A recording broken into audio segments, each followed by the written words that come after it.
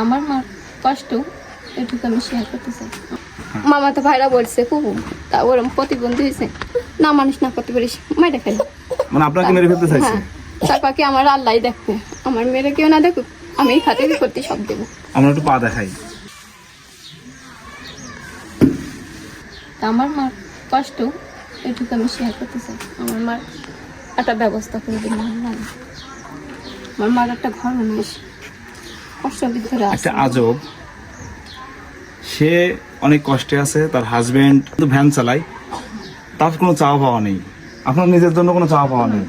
আমার মা এখন বুড়োকালে এখনো কষ্ট করতেছে, নাকি নিজের একটু লাগে না, সাবান শ্যাম্পু হুইল পাউডার লাগে, তো তাও আমার মার সেটা থাকে না।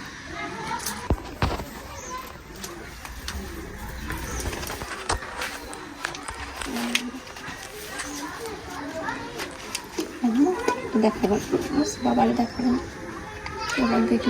তাহলে ভালো থাকবেন, সুস্থ থাকবেন, আল্লাহ হাফেজ। হ্যাঁ, ঠিক আছে ভাইয়া, আবার আসবেন।